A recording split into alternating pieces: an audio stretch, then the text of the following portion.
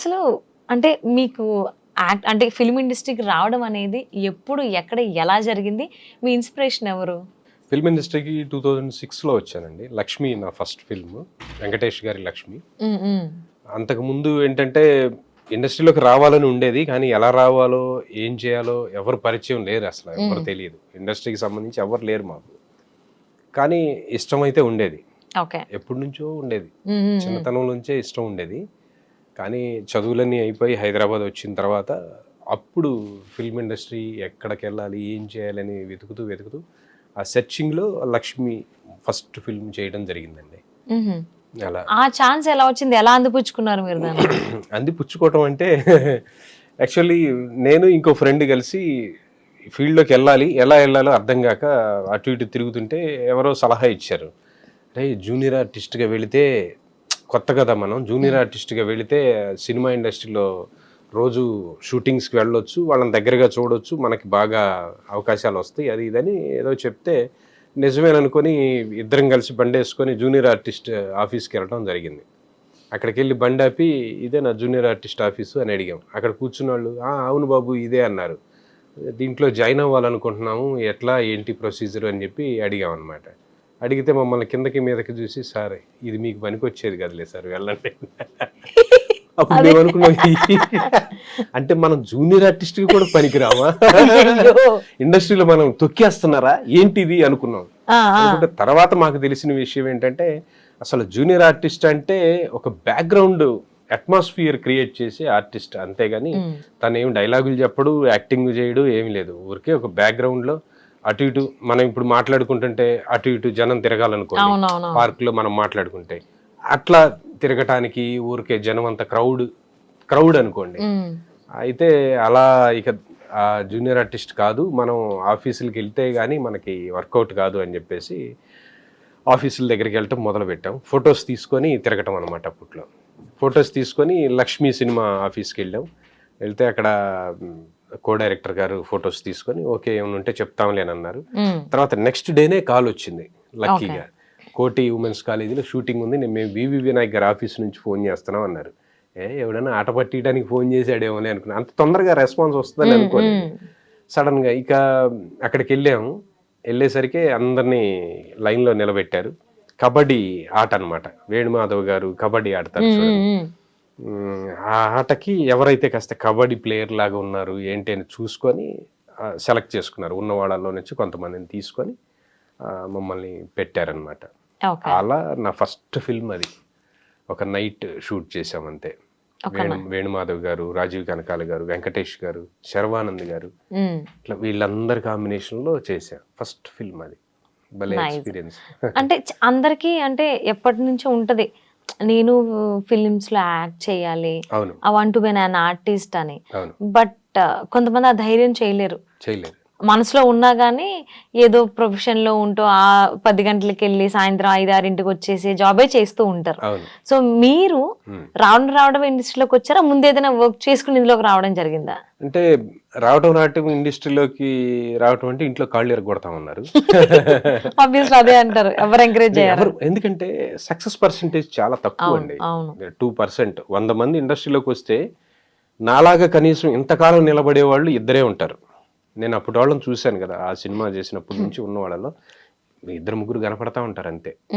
ఆ టైంలో చాలా మంది వచ్చారు ఇండస్ట్రీలోకి, అందరూ ఉండలేరండి. అంత ఈజీగా సక్సెస్ వస్తే ప్రతి ఒక్కళ్ళు హీరోలు అయిపోతారు కదండి. అందుకని చెప్పేసి చాలా తక్కువ మంది వస్తారు. రిస్క్ చేయాలన్న దమ్ము ధైర్యం ఉన్న వాళ్ళు మాత్రమే వస్తారు ఇండస్ట్రీలోకి. మిగతా వాళ్ళు జల్లెడ అలా అలా అలా అలా వచ్చి వెళ్ళిపోతుంటారు, జారిపోతుంటారు. చాలా కష్టాలు ఉంటాయి, చాలా ఇన్సల్ట్లు ఉంటాయి, అవే ఉంటాయి చెప్పాలి అని అంటే. బేర్ చేయాలి. ఇవన్నీ బేర్ చేసిన తర్వాతే మనకు ఆ ఫ్రూట్ అనేది వస్తుంది. అప్పుడు దాకా ఏమి అంత ఈజీగా అయితే రాదు. ఇట్స్ బీన్ 18 years మీరు ఇండస్ట్రీకి వచ్చి. 18 years.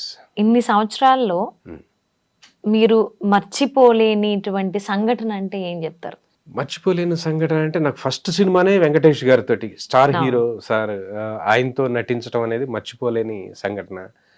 ఆ తర్వాత సెకండ్ ఫిల్మ్ యమదొంగ చేశాను, ఎన్టీఆర్ గారి కాంబినేషన్లోనే చాలా సీన్స్ చేశాను. ఫస్ట్ డేనే నన్ను వెళ్ళగానే నన్ను చూసి రాజమౌళి గారు, తమ్ముడు నీ పేరేం పేరు అని అడిగారు. వినోద్ సార్ అని చెప్పారు. ఆ వినోద్ నువ్వురామ్మా ముందుకురా, ఇట్లా అట్లా రా అని చెప్పేసి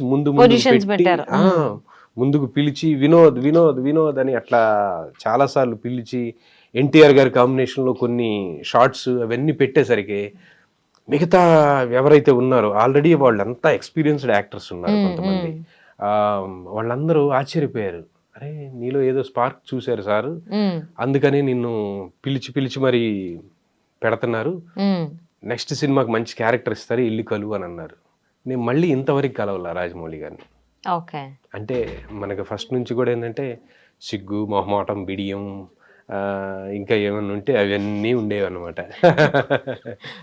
అంటే ఇప్పుడు కూడా కొంతమందిని నాకు ఫీల్డ్ లో చాలా మంది తెలిసిన వాళ్ళు ఉన్నారు, వాళ్ళందరి దగ్గరికి వెళ్ళి కలవటానికి కానీ లేకపోతే వాళ్ళకి ఫోన్ చేసి నా క్యారెక్టర్ ఇవ్వండి అని అడగటానికి కానీ నాకెందుకో రాదు. అది రాకపోవటం వల్లే ఇప్పుడు ఒక 60 సినిమాలు చేయగలిగాను. అది వచ్చి ఉంటే ఇప్పటికి 200-300 సినిమాలు చేసేవాడినేమోనని నాకు ఫీలింగ్. ఇంకా బెటర్ క్యారెక్టర్స్ కూడా వచ్చేయేమోనని నా ఫీలింగ్. అంటే అది వేరే రకంగా కాదు, వాళ్ళు ఏం బిజీలో ఉంటారో, వాళ్ళు ఎలాంటి సిచ్యువేషన్లో ఉన్నారో ఇప్పుడు మనం వాళ్ళకి కాల్ చేసి సార్ అని అడగటం, గెలకటం ఇవన్నీ బాగోదేమోనన్న ఇది ఒక్కటి ఉంటది. అంటే ఇన్ని సంవత్సరాలు ఇండస్ట్రీలో ఉన్నారంటే చాలా ఇబ్బందులు పడే ఉంటారు. అవును, ఐ మీన్ అవి మోసాలు కావచ్చు, అవమానాలు కావచ్చు, చాలా. అవి ఏమన్నా మాతో షేర్ చేసుకోగలుగుతారా? అంటే లక్కీగా ఏంటంటే మరీ అంత పెద్ద అవమానాలు, మరీ అంత కష్టాలు అయితే ఏం పడలేదు నేను. ఎందుకంటే నాకు ఫ్యామిలీ సపోర్ట్ ఉంది కాబట్టి నేను అంత పడకుండా నడిపిస్తున్నాను బండి. కానీ ఏంటంటే కొన్నిసార్లు మాత్రం ఇదిగో నువ్వు ఈ క్యారెక్టరు, ఇది మంచి క్యారెక్టర్, అది ఇది అని చెప్పడం, తీరా అక్కడికి వెళ్ళిన తర్వాత కాదండి దానికి ఏదో ఆబ్లిగేషన్ వచ్చింది అని చెప్పేసి మార్చి మళ్ళీ వేరే క్యారెక్టర్ ఏదో చేయటం, ఇట్లాంటివి కొన్ని జరిగినాయి. ఆ విషయంలో కొంచెం ఫీల్ అయ్యాను అప్పట్లో.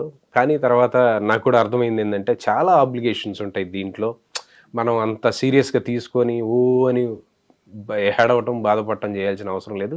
మనకంటూ క్యారెక్టర్ వస్తాయి, వచ్చినప్పుడు మనం హ్యాపీగా చేసుకుందాంలే అని వెయిట్ చేస్తూ ఉండేవాడిని. అలాగే ఇంకా మనీ విషయంలో అంటారా, చాలామంది అప్పట్లో అనేవాళ్ళు అనమాట, బాగున్నావు హీరోలాగా, మనం హీరోగా సినిమా చేద్దాం, ఒక 5 లక్షలు పట్టరా, ఒక 10 లక్షలు పట్టరా, లేకపోతే కనీసం 2 లక్షలు తీసుకురా, ఇట్లా అడిగేవాళ్ళు అనమాట. నేను నిజమే అనుకునేవాడిని. నిజమేనేమో, తెస్తే నిజంగానే చేస్తారేమో అని చెప్పేసి అనుకునేవాడిని. నన్ను ఎవరైతే అట్లా అడిగారో ఇప్పుడు వాళ్ళు ఎవ్వరు లేరు ఫీల్డ్లో, ఎవ్వరు లేరు. వాళ్ళు అట్లా అడిగిన వాళ్ళు ఎవ్వరు ఫీల్డ్లో లేరు ఇప్పుడు. మరి కట్ చేస్తే మరి